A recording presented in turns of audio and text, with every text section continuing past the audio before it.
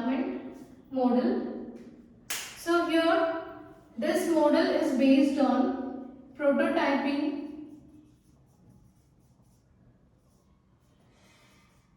and iterative approach.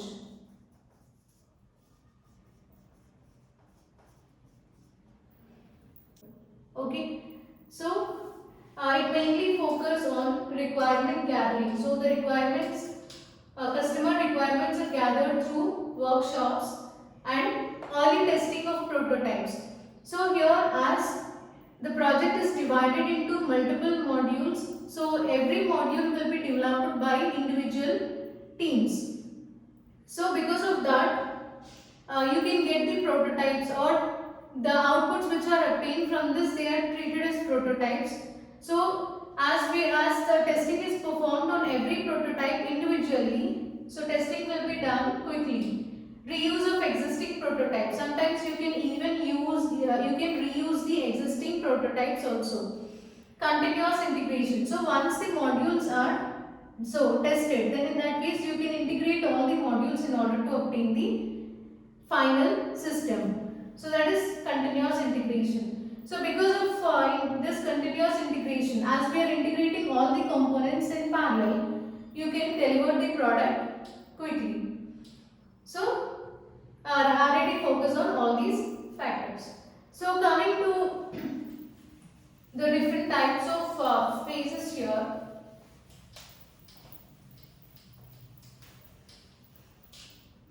So this R&D development, it mainly contains, it mainly divides the project into multiple projects, and it will assign them to multiple teams. So here every team contains members like developer, or it can have domain expert and customer representatives also.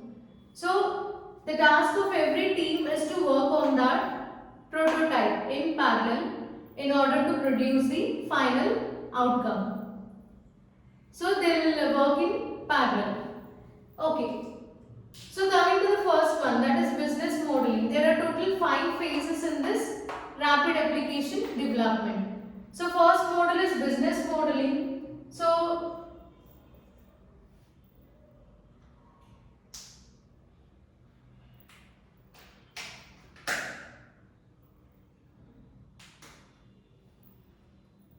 on the basis of flow of information between various business channels,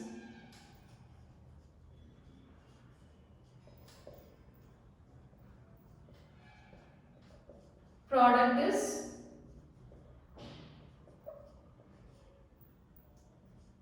designed.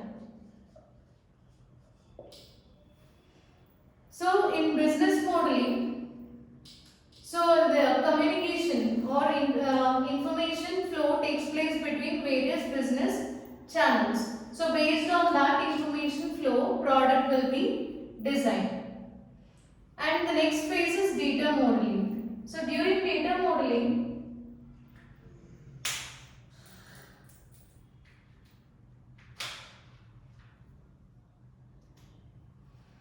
so here the information which is collected from business modeling,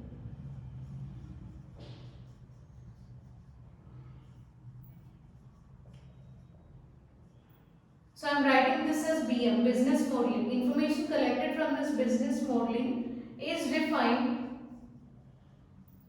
into data objects. That signifies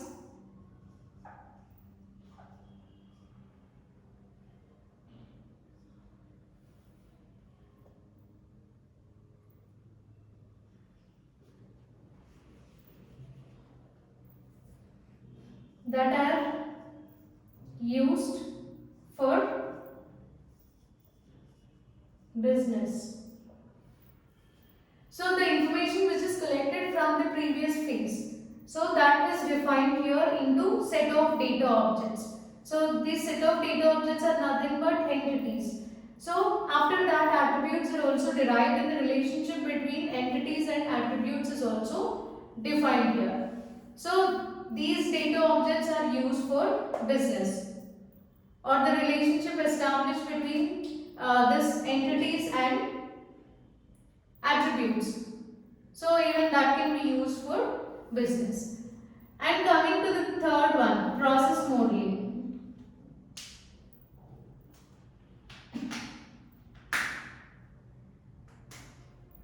So data objects.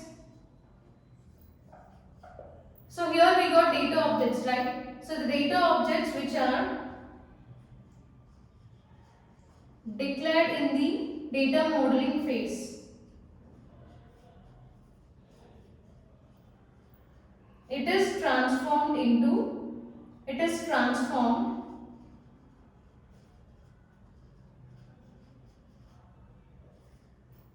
to achieve information flow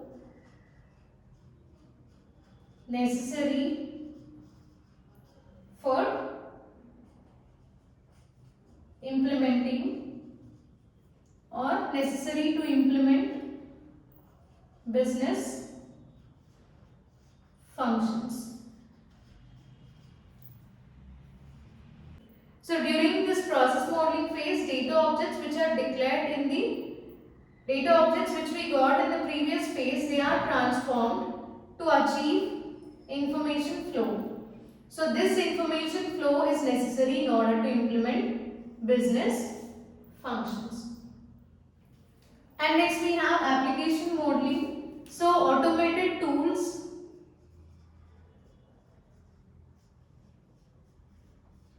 are used to construct the software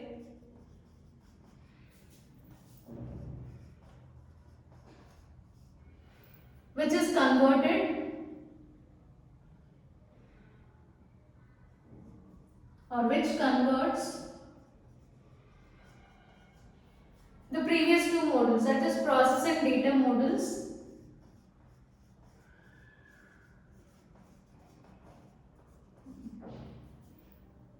process and data models will be converted into necessary prototypes. So during application modeling, we are using automated tools in order to construct the software.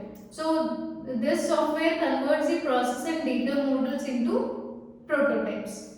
Coming to testing and turnover. So here testing is implemented parallelly on every module by every team. So testing will be done very quickly, and because of that the product can be delivered very quickly. So testing time is greatly reduced. So let us discuss few advantages and disadvantages of rapid application development model. First thing is it is flexible to changes as well as it is adaptable to changes. So if some new functionalities are added to the software, if some new changes are done, then in that case, and if you want to port your software to a new computing platform, so it works well on that new platform also. So it is more flexible, and it reduces the risks in your system or risks in the software. So if there are more number of risks, again this method is not suitable. Only if there are limited number of risks, then it is used to reduce the overall risks in your system. And the third one is reduce manual coding. So due to code generators, it is used to reduce the manual coding, and it increases productivity. So here with less people, product can be delivered within short span of time. So this model increases the productivity. Coming to the disadvantages, so it is not suitable for small projects. So just like incremental model, so this model is also not suitable for small projects because this is very expensive. And then not suitable when technical risk is high. So I said you, if there are more number of risks in your project, technical risks are high, then in that case this method is not suitable. And here these team members, they should be very dedicated that they should deliver the products on time. If the project is not delivered on time, then they may fail because the customers they may reject the project. Okay, so projects fail if software is not delivered on time. It requires skilled designers or developers. So here, as the modules are developed in parallel within short span of time, so here you need skilled designers or developers, because otherwise, if they are not skilled, then in that case they'll take more amount of time in order to design the module. So we need skilled developers in order to deliver the product on time. So these are some advantages and disadvantages of RAD model.